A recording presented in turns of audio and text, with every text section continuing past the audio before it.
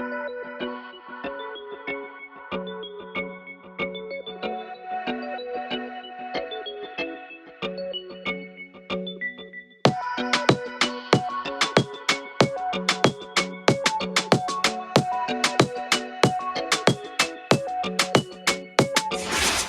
welcome to Living as Latinas. I'm Jaquita, and I have my co-host here, Aury.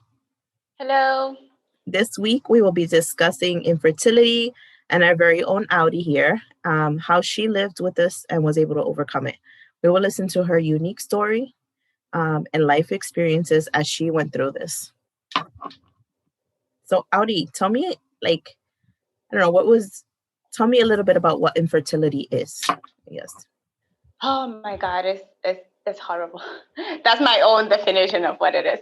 So basically, infertility is the inability to have a baby. That would be my concise definition of it. Okay. Do you have to not be able to have a baby after a month, after 6 months? Is it like a year? Yeah, so there is some deadlines about it, Okay. which we can talk about how it's helpful or not, depending on the person. But doctors usually would like people to practice on their own for, at least 6 months. So they think that usually by 6 months, 8 months, up to a year, you should be able to produce a baby. Okay. Right? But I think that it's important to keep in mind, though, that the percentage of getting pregnant each month is only like 33%. And that's not a lot. 33 or 20, I don't remember. But it's not a lot. It's not like, here we go and a baby. It doesn't happen that way. It's more complicated than that. And so I think that people have this misconception about pregnancy because we see so many pregnant women all the time. Right. And so because there's a lot of pregnant women, it must be easy, right? That's what we think. But then when you're into it and when you start to have difficulties doing it, that's when you're like, oh, but it's not that easy. So I think that those things are really good to know, especially before you start trying, because you might have a plan and think that something's wrong and maybe nothing's wrong. Maybe it's just taking the time that it should take. Right. Making sure you're planning it out, making sure you're fertile, when you're doing it, you can't just be any day because that's not how it works. People think it's just oh, we just do it and I get pregnant. It's like, no. And it's the funniest thing, Jaquita, because it has nothing to do with not having information. It's not about that. Like we know pretty much how it works, right? But it's not as easy as we think it is, I guess. So like you said, there's times during the month where it would be more possible for you to produce a baby, and there's times when it's just dead, right? So knowing those times, it can be really helpful. Is it and then so infertility, is it a diagnosis that gets given to a male or a female? How does that work? Yes, so it is a diagnosis actually. So the doctor that checks for that is called reproductive endocrinologist. Okay. So people just call it RE for short because it's complicated, right? Too long. So that is the specialist for this, and they usually check both, the female and the male, because there's different things that can be going on. It can be either or, it can be both. It can be unresolved, like mine diagnosis was, because everything was fine. There was nothing out of, normal when we went through all of the tests. So they couldn't find a reason for it. And so they call it unresolved, which is really beyond annoying because you don't want to be sick. But if something's going on, you would like to get an answer so you can solve it, right? Yeah. But when they're telling you everything is fine, and you're like, yeah, and where's the baby? Right? So there's different tests that they do. For example, for the male, they check sperm analysis to make sure that the sperm that they swim fast enough, that they move fast enough, things like that, that they have enough sperm. They do ultrasounds, a lot of blood work, ultrasounds, especially to check like your follicles. They check if you have. So every female, which is something else that is really interesting and important to know, every female is born with all the eggs that they're ever gonna have, right? So there's no such thing as I have 5 and I'm gonna do these things and to get 10. No, you're born with the amount that you're gonna have your whole life. Okay. And so, which is really interesting, right? Yeah. But they decrease as you get older. Your egg count gets lower and lower. And so the first thing they check is how many do you have, and are they fluffy enough, right? So that is important to check. If you have, how many, and if they're in good shape. There's like a consistency and a form to them that they should be in to be, ready to be fertilized and all of those things. So it is really interesting and complicated at the same time. Can you imagine, like, as a little girl, like, hey, in your ovaries, like, you're only 2, but you have all the eggs you will ever need in your whole entire life if you decide to have kids when you're older. Exactly. That's how it works. Wow, that's interesting. I never knew that. That's cool. That would be freaky for a 2-year-old to know, but right. But it's true. It's how it works. I saw like a post recently, I think it was Facebook or Instagram, where it was saying it was a picture of a woman being pregnant, and then inside the baby it says you have been in, you are a second generation baby because you were inside the womb of your grandmother that carried down to your mom. Because if the egg is inside of your mom that goes into you, so you're like, you've already been there. You know what I mean? Like, you're just being carried down. Yes. And now it makes sense. You saying that, it's like, okay, so I've been here. Like, been around. Yeah, because you're born with everything you will ever need in your whole life. It just gets, I guess, better because it se desarrolla, I guess is what I'm trying to say, with time. But everything is in here, inside, everything. That's so cool. That is cool. With so when you found out, that your infertility was unresolved, like there was no reason for it, like, I can imagine you were frustrated, right? Because if there's no answers, like, how do you fix it? Like, if it wasn't because the sperm count was low or whatever, it's like, okay, so what now? Like, how do we go from here? So before I answer your question, I should maybe explain a little bit about my attitude going into trying for a baby. So people can understand why I wasn't frustrated the way that I should have been, right? So for some reason, unknown, craziness, I always knew in a way that having a baby was going to be difficult for me. And now looking back, the way I look at it is that I manifested for myself in a way, because I didn't have a reason to think that I was going to experience that being a teenager, right? I don't know where that came from. I don't know.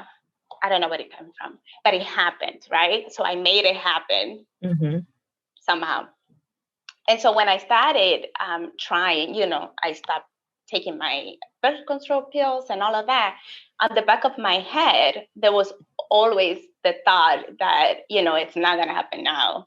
We have to do something about it, like really work for it, right? And so when we went to the doctor, we went through all the tests, and then she comes back. My reaction to that was a smile, because I was like, yeah, of course you wouldn't have a reason, right? So my only question to her was, when can we start treatment? And what is the treatment, right? Like I was not interested in complaining about it or trying to understand how come anything. Just, okay, what's the next step? Like, I'm trying to have a baby here and it's taking too long. Just tell me what it is that we need to do. And so her response was, well, because everything is working the way that it should, I think that doing IUIs would be the answer. IUIs are intrauterine inseminations. And so the plan was that we were going to do 3 inseminations, artificial inseminations, some people call it. And she thought that that was going to be enough. One of those 3 were going to produce a baby. Okay. And so we started doing other tests and all of that in March of 2015. So we go through the, medication, other tests. We do insemination 1, no baby. Second one, no baby. Third one, no baby. And all of this with having perfect numbers, okay? With all the tests. They were all within normal limits. They were like, every time we went for ultrasounds, the nurse will make comments like, oh my God, your eggs are so round and they're so beautiful, and no baby. By the third one, I was like, can people like stop making comments about my eggs? Because they're not working. They're round. I know, they're round and fluffy and beautiful, but where's the baby? Right? And so after the third insemination, she says, this is weird. This is really weird. It's supposed to work, right? And so she says, well, whatever is happening, I think that doing an IVF is in vitro fertilization. And she says, I think that either we're going to have a baby doing in vitro, or at least we're going to know what's happening, right? Okay. There's something happening. And so, you know me, I was like, okay, when's the appointment? We made the appointment. So the first IVF, we ended up having to do 2 different ones. I'll tell you a little bit about the first one and what happened or whatever. So the first one we did in September of 2015. All the eggs are looking fabulous. The sperm is swimming really fast. Everybody's so excited. And so, everything is looking good. Part of that process, the insemination is not really, I won't say that it's not difficult, because, everybody experiences things differently, but it's not, there's not a lot of processes to it. There is medication, there's a lot of ultrasounds, but they're not intrusive, is what I'm trying to say. With the IVF, it's really intrusive. It's a lot of steps, a lot of things, a lot of medication. The medication with the inseminations were pills. Yeah. With the IVF, it was injections that I had to do myself, which was an interesting situation the first weeks. And the injections were every day, daily, right? And so there is part of that process is an egg retrieval. Egg retrieval, it's exactly what it sounds like it is. You go in, you grow all these eggs more than usual. Women usually grow one egg every month. Mm-hmm. In this situation, they make you grow many, many, many different ones because they want to have, enough to be able to fertilize it for the in vitro. And so the medication, that's what the medication is doing, is making your body make all these eggs at the same time. Okay. And you feel really bloated. Your belly acts like it's pregnant because it grows a little bit, which is mentally, that can be a little bit traumatizing in a way, because you're feeling all of these symptoms that mimic pregnancy, but you're not pregnant yet. You're in the process, right? And you don't know if it's going to work. Mm-hmm. So that can mess up, that can mess you up a lot, like, I can imagine, yeah. Emotionally, yeah, because it's like, but why am I feeling this way? Well, because you're taking 100 medications a day. Mm-hmm. There's no baby, right? So egg retrieval. I became a hen. I made 20 eggs, okay? Oh my God. And again, 20 eggs. Everybody's so excited because for my frame, I'm 5'1". And I'm short, I'm skinny. And so the doctor was like, don't get excited because you might only be able to make 10 because, your frame is little. I go on my appointment, 20, and they're all fluffy, round, and beautiful. Siempre, lo mismo. Always, always. I make the most beautiful eggs. That I can say. Okay, so they're really excited, They're like, yes, 20, there's plenty. They explain that throughout that process, after the egg retrieval, you lose 30% of the eggs. Every time they do something, you lose. So if you start with 20, you might end up with 3 fertilized ones, embryos, right? So that number can be scary at the beginning because you're like, wait, 1 second, I just want one baby. What do you mean 20?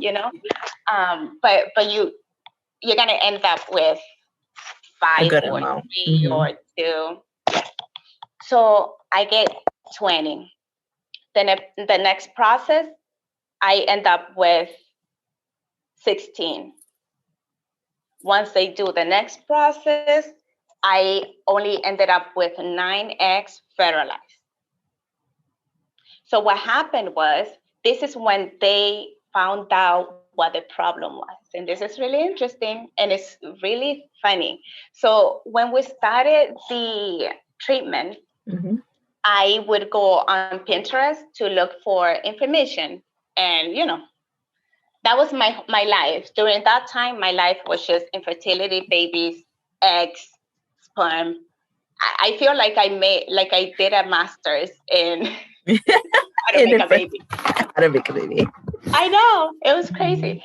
So there was this meme, and the picture was like a few sperms. There was an egg here, and they had like, the cloud, and the sperm was like, oh, here we go. And the egg was like, oh, I hate you, or something like that. And I sent it to my husband, and I was like, I bet that's what was happening. My eggs hate your sperm because they don't do anything. Exactly, that's what it was. So let me explain it. It's really interesting. This is like, so what they do with the IVF is that they put one egg and many sperms in one, I don't know what they call it, the little plate thingy that they have. Yeah. In the lab. And so they did that with the 9 eggs. They give it 24 hours. So in the 24 hours, the sperm is supposed to do its job, penetrate the egg and fertilize it. When they came back, you know what they were doing, Jaquera? What? Dancing around it. So the egg all of them, okay? All 9 of them. Oh, wow. The egg in the center and all the sperm dancing around it, dancing around it. They weren't even trying. They were like, oh, party time. I don't know what they were doing, but they were not doing their jobs, okay? They were just like, ooh, swimming, okay. What are we supposed to do here again? I forgot. They're really confused.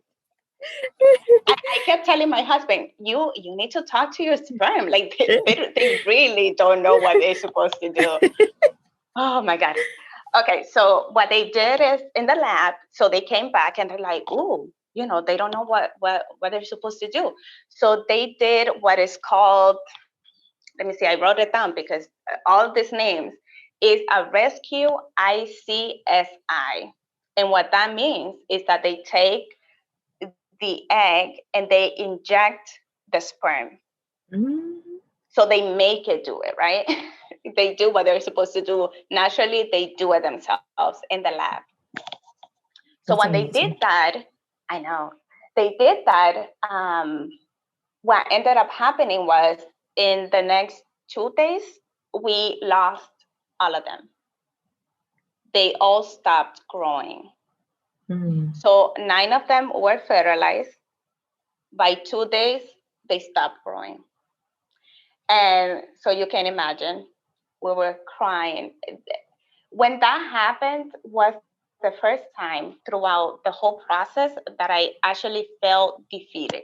That was the first time that I felt like I can't do this. That's it. I can't do it naturally, and I obviously not even able to do it with assistance, right? Mm-hmm. Mm-hmm. And that was really, I felt defeated, but I also felt like I don't even know, like there's not a word, I don't think, to describe everything that I was feeling. I feel like I lost 9 kids in a way. Yeah. And rationally I knew that that's not actually true. You know what I mean? Like they're not. But in my heart, that's what it felt like. Like I was a mom for 2 days of 9 kids and they just died. That's exactly what I felt. Wow. And it was really hard to explain to people, I think, because people don't look at it that way or don't expect you to feel lost Yeah. in that way, right? But that's exactly how it felt. Wow. Like you were And it grieving. took time. Yes, it took Mm-hmm. time. It took many, many weeks. And I don't think that I was able to process those feelings in the moment because you know me, how I do things. I wasn't about to go to bed and cry. My next appointment, you know what my question was? When can we do it again? Mm-hmm. And so by now it was already November of 2015. We go on the second IVF. And I feel like by that time, I feel like I already knew what was going to happen and how all the medication. I wasn't even paying attention to how I injected. Like the first time, I was afraid to pinch something. I don't know. By now, it was like push, push. That's it. This is Come what I on, do every robot. day. Uh-huh. Yeah, but I wasn't feeling. I was not giving myself the time to cry, and I needed to cry Mm-hmm. because in my head, what I was thinking, it's gonna work this time. And if I spend the whole time crying, I'm gonna mess it up. So I gotta schedule that crying. I don't know, years ahead because right now I'm gonna mess it up if I do it now. And I think that I also that put more pressure because before I keep telling you about that second experience, let's talk a little bit about all the emotions and the thoughts and the beliefs that come with not being able to have a baby, Yeah. right? Especially as, I was going to say, especially as a female, but that's not right. Because my husband it's really interesting because he doesn't, the way he goes about life is not, he doesn't do anything. Things just happen, like he doesn't take responsibility like that. Like in that situation, he never thought about, oh, I can, or you can. He would go about it as it doesn't happen, right? Mm-hmm. We're doing everything we can. It just doesn't happen, instead of there's something Blaming. wrong with us, you know? And and I can imagine that for him, the whole process must have been difficult, having to go to a little room to produce sperm. We all know how you have to produce it, Mm-hmm. right? And it's a clinic. Everybody outside sitting down, all the other men are waiting for their turn to produce the sperm. So everybody knows why you're going into that room. Everybody knows how long you're taking in the room. So I can imagine that it has to be traumatizing in a way, Yeah, right? sounds like a lot of pressure, right? A lot of pressure to perform, Mm-hmm. right? The way that people think you should, but everybody has an idea of how you should. So it's complicated. Mm-hmm. It's really complicated. And in my case, women are born to be able to have a baby, right? Culturally, that's how it's looked at. Yeah. And so when you can't do that, you can feel that there's something wrong with you. There's something wrong with your body. There's something like, are you, I remember someone telling me, don't worry because you're a good person. There's no way God would punish you that way. And I obviously never thought about that. And you know what happened after that conversation? So I you're started like, asking what? myself, maybe that's a possibility. I don't know. Because you're trying to find reasons why is this happening right now? Why is this happening to me? Mm-hmm. And there is a lot of emotions and thoughts and beliefs and feeling broken, feeling not enough, Mm-hmm.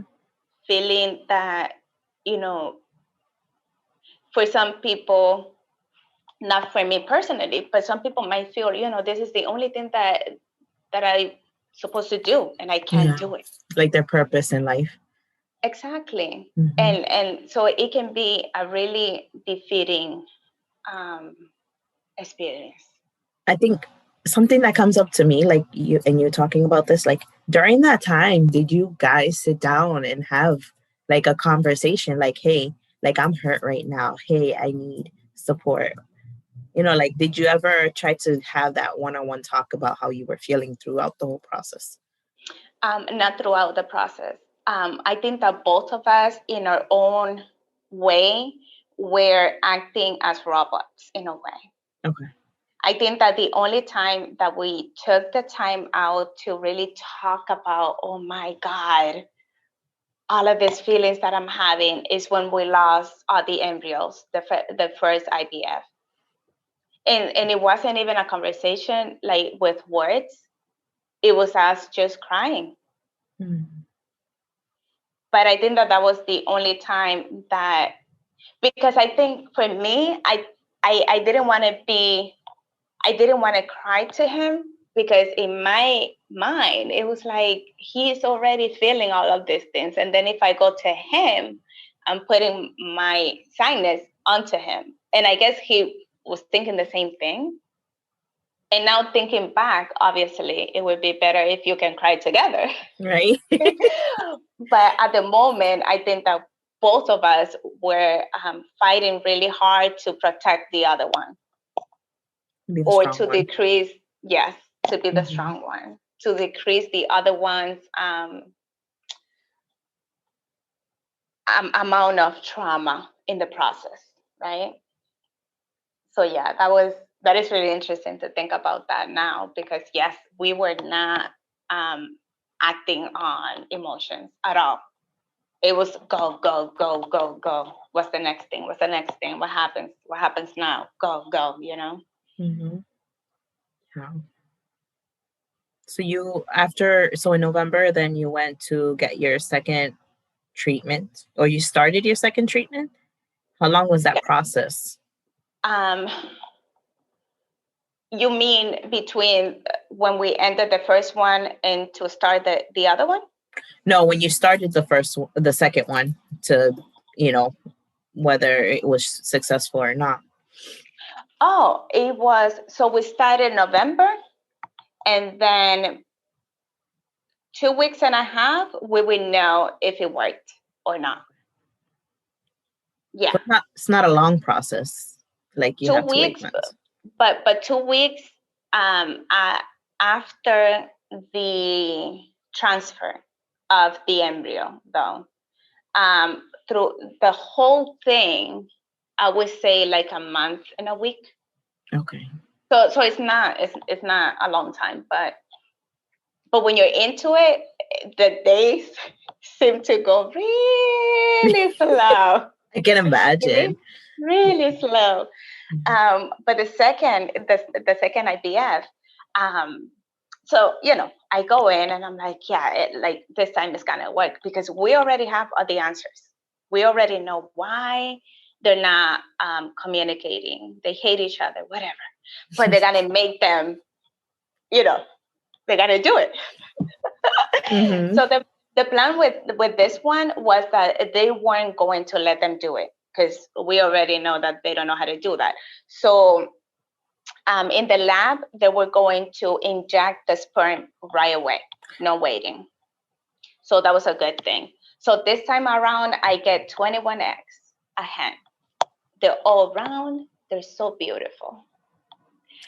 So, so by the end of the processes that they do, we end up with 9 fertilized eggs again, like the Wow. first time. That made me a little bit nervous. The fact that it was the same amount, and it's really interesting because the nervousness came from everything is happening all over again. There was a sense of like deja vu in a way, Mm-hmm, mm-hmm. but I already knew how that one ended, and I really didn't want this one to end the same way. Mm-hmm. So there was a lot of, oh my God, here we go again, like the same thing again. So November 30th, 2015, we go for the transfer. So throughout all that, we ended up with 4 good-looking embryos. So the day of the transfer, so let me tell you, I'm telling you this story like this fast forward story, but let me mention that there's a lot that go into the preparation. Like when you're in this world, infertility world, there's a lot of, you should eat pineapple, for example, like before the treatments. I forget what exactly pineapple does, but I remember that I would eat pineapple every day. I have not eaten pineapple since because I think I ate enough pineapple. You're like, for I'm my whole done life. with that. I'm done. Seriously, I ate for my whole life. So eating pineapple, making sure that you put your legs up for like half an hour. So there's like a process.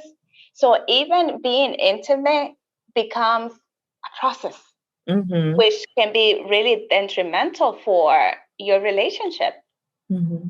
You see many people go through this experience and they divorce. They have a baby and then they divorce. Yeah. And people usually can't understand how that happens, but there's a lot that goes into the process. There's a lot of sadness.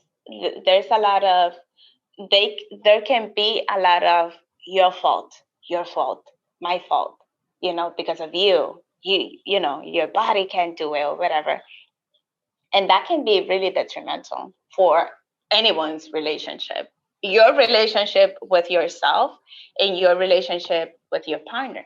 Because there's too much energy that goes into it. Energy, emotion, beliefs. Do you recommend anything? Like if anybody's going through the process, and what would be helpful? What do you think would be helpful in this moment? I think it's communication, 100% with each other, not with people outside. Because, only the people that are going through it, you can explain it obviously with words, whatever, and people are able to understand, but it's really difficult to really put it into words. And I think that both of you really know what it is. But if you keep communicating and acknowledging, wow, I noticed all those men sitting there, and you having to go into that room. Thank you. Thank you for doing that. Because you're not only doing it for yourself because you want to be, but you're doing it for me. And I appreciate it, So those little things like that, I think that they mean a lot. Because you're like, yeah, I'm injecting all of this medication into my body, but you appreciate me for doing that, right? And I think that feels really good. It feels really good because it's like, yeah, we're doing this together. It's not only me doing all of these things. This is a partnership in making it happen. And for the male, something else, because the female has to go through the most trouble because everything has to happen inside our bodies, right? But something I really appreciated, and I think that I love him a little bit more just because of that, is that I never went to any of those appointments by myself. And he wasn't needed. After the sperm analysis, he's not really needed. But I never went to any of those appointments by myself. And that's that awesome. Was really reassuring for me. Like I'm not doing this by myself, obviously. And it's not just me. Even though it's in my body that we got to do what we got to do, but he's right here, and asking questions and making sure, and does it hurt? Are you uncomfortable? All of those things. I think that it brings you closer, but it also grows your love because it feels really good to know, that you're not alone. That's so sweet. That's really sweet. I know. I love him a little bit more, just for that. Just a little bit. Yeah, just for that. So we go. So what I was getting into with that a little bit about emotions and all of those things is that I really prepared myself for the egg transfer, for the embryo transfer. Yeah. What I did was that I tried my best not to have a plan, like, this is going to work or not work. I just went with the best thing is going to happen, whatever that is, and I'm okay with it. And my body is capable. Like I was telling myself all of these crazy things. Now I understand that, it works, whatever. But at the moment, I was like, oh my God, I must be going crazy. Crazy. But I was telling myself, my body is enough. It works. It works perfectly. It just needs a little bit of help. And this is going to be it. That's it. We get a baby. So they show you when the embryo goes and plants itself. There's a camera, right? And so they tell you, look at the monitor and you're going to see, you got to be paying attention because you're going to see when, we're paying really good attention. The doctor says you have 60% chance the embryo gets an A-. They grade them based on the form, how round they are, how their cells are dividing, all of these things. It's really cool. So Brian was actually an A-. That's cool. That's really nice to start off your life as an A minus. That's cool. so, so the doctor says 60%, 60%, nice. We're looking at the monitor, and we see this thing going really fast. And then there was like a flash. Oh my God, Jakira. At that moment, I was like, that's it. We have a baby. You see that? And the doctor was like, oh, that was so weird. Like, that never happened. And I'm like, that's it. I'm a mom. That's it. My son's the Flash. From that day on, whenever I would talk about it, I would talk about it as it's already happened. I'm pregnant. The baby is already inside of me. And that was true, but I really truly believed that it was gonna keep growing and become a baby and a human. So to me, that was really amazing. Wow. And he actually became a human. He's a 4-year-old human. Oh, wow. That's so crazy though. Like that whole process of how like, you know, like science, like how advanced science is to know exactly the process to be able to help you along the way to have a baby. Yes, definitely. It's amazing. It's also really amazing how our bodies work. You know, you see people walking around and it's so normal, but there's a million different things happening inside of you at each second.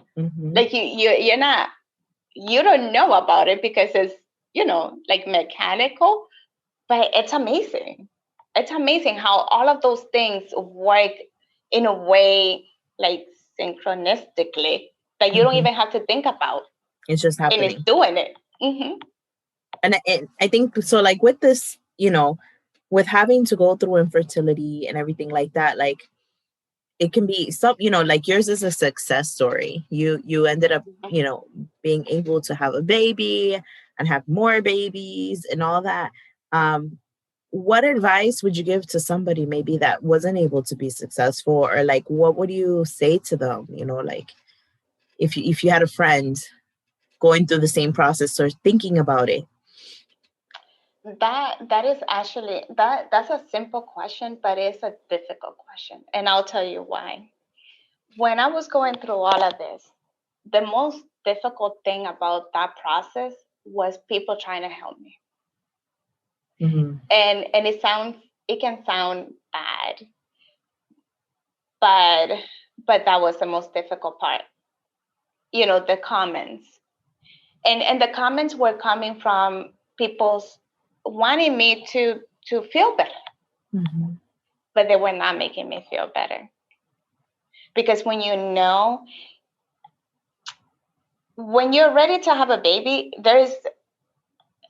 there's a lot of things happening. It's not only your mind telling you you want to have a baby. No, it's a whole process. It almost feels like it comes from your heart. The desire to be a mom, it's not something that is like, you know, I want a coffee. It's more complicated than that, and it comes from a place where you can't go and erase it and write something else in it. You see what I'm saying? So when you really want to have a baby and when it's really not happening, I don't think there's any words that can make you feel better. So what I would say to answer your question is be present and be there for the person, not giving them what you think they need, but just being there, letting them know that you're there for whatever it is that they need. If they want to cry, you can cry with them. If they want to talk about it, if they don't want to talk about it, right? Because I'm a really open person. When I was going through it, you'll remember, I would talk about it like every day. For me, it was like, oh my God, this is crazy. All of these things that I have to do.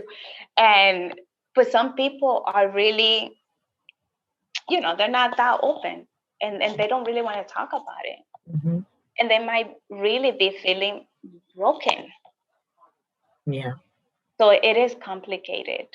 So even me having gone through it, I don't feel um, prepared to say something to someone, because everybody is going to go through it in their own way, and they're going to need different things. What I needed in that time was to talk about it, because that used to make me feel better. And talking about it all the time. But some people might feel worse you mentioning it, or if people find out. To me, it was like, yeah, the thing, el nuevo capítulo de la novela, whatever. But I was also part of inspired.org. It's a place for infertility. So people go, it's like a forum. And being part of that and looking at all the posts and the discussions and things, I realized that I was actually one of the few people that would talk about it. Most people that were there, that platform was the only way that they would talk about it. And most their family members didn't know, their friends didn't know. So it was like this secret, this big secret we're going through. And I used to feel so sad about that, because to me it was like, but how is somebody gonna help you if they don't even know that you're going through it? So to me, after Brian was born and all of that, I have this feeling about I need to talk about this. Like in a more, because I am sure, well, infertility affects 1 in every 8 couples. That's a lot of people. And so to me, I'm like, no, we got to talk about this. We got to normalize it so people feel comfortable saying, this is happening and I don't like it. And I feel broken, and that's okay. It's fine. And I think that the pain also comes from thinking that it only happens to you, because nobody talks about it. I don't know what. That was going to be a lie. I was going to say I don't know anybody that went through it, but that's a lie. Ooh. I didn't know anybody personally that went through it. And because I was so loud about it, I guess. Espérate, porque me están llamando, entonces. I'm going to start all over. Ahora. Okay. I didn't know anybody going through infertility personally, and because I was so loud about it. There was someone at work, okay, going through it. And at that time, I was her supervisor. And we were in supervision, and she says, I'm going to need 3 days off, but I'm not sure which days. I know it's going to be next week, but I don't know which days. I know what that means, right? It means that you're growing your eggs, and you got to go for your ultrasounds. And whenever the eggs are good enough, that's when you need the 3 days. And I went for it. I was like, I know exactly why, and you don't need to talk to me about it. But I just want you to know that I've been doing the same thing in the last 6 months or whatever. She was actually studying when we had that conversation. And that was magical. It was. Because I remember her opening her eyes so wide. She was like, oh my God, I thought I was the only one. And I said, you're not. And I actually gave her the forum so she can go and see how people are going through this. They have been and they will be. So we're not special in that way, So there's many people, and you can talk to them about it. And that was amazing. Because with everybody else, I was able to talk about it from me going through it and the other person trying to understand what I'm saying. With her, it was more like, we talk about all these acronyms and stuff, and she knows what I'm saying. It's like, I'm here with you. I'm here with you, right? Yeah. So that was amazing. That was really good. She actually ended up with a baby and 2 embryos. And they're all out by now. Wow. So they went for the second one, they went for the third one. So there are 5 people family by now. And I should say that with that IVF baby, I ended up with one more embryo that was also A minus. We don't know if it's a boy or a girl, but it's frozen. It's at the clinic. It's waiting to to be picked up. so yeah, that's my story as in a really fast forward way. Oh my God. But it's amazing. I mean, I just thinking about like all the things that you went through, and even me knowing you at that time, you know, and hearing you talk about these things, I don't realize all of it. You know what I mean? Like you talk about it and yeah, but you don't notice, you Yeah. know. Yeah, that is true. Even me, myself, I think that I understand more of that process now than when I was going through it. When I was going through it, I thought of it as, you know, a treatment, whatever. But now that I have time to process the whole thing and process the feelings and the thoughts and the beliefs and the feeling, not enough and broken and all of those things, that has actually been the most difficult thing that I have ever had to go through in my life and in the next one, seriously. And I think that that was part of it too, giving myself permission to believe that it was difficult and that I went through it. Because I think that for the longest time I felt bad for saying things like, I felt bad for um, complain in a way about it. You know what I mean? Like I didn't want to be that person. I didn't want to be the person who complains about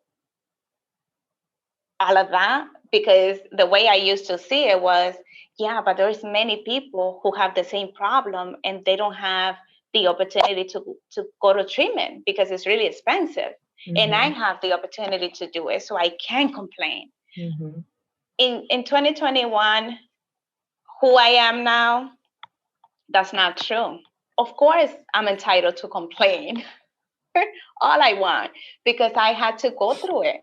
I had to physically, mentally, spiritually go through it. So, yeah, hell yeah, I'm allowed to complain. I don't have to anymore, right? Because it already happened. But oh my God, it was a lot. Not only to my, like, emotionally, it was a lot to my little frame body. You are That's a lot little. of medication. I know you are little. I know. My body was probably screaming at me the whole time. What the hell are you doing, crazy lady? But you know, one thing that we're probably most likely going to do, so in the description of this episode, I'm going to make sure I put that forum on there, and maybe even some other resources for people, you know, so that they can kind of, you know, if they're going through this process, if this is something they're thinking about, like there's places you can go to have support during this, you know. Right. This And something else is that, this was like a fast forward overview of the whole thing. But if people are interested and have questions and want us to talk more about it, more details about specific things, we can also do that. So please let us know in the comments because we can definitely do that. Definitely. Yes. Yes. All right. Well, please subscribe to our YouTube page, Living as Latinas. Follow us on Instagram, Living as Latinas. If you'd like to hear other topics, if you like us, share, subscribe, tell your friends, listen. And you can also email us as livingaslatinas@gmail.com.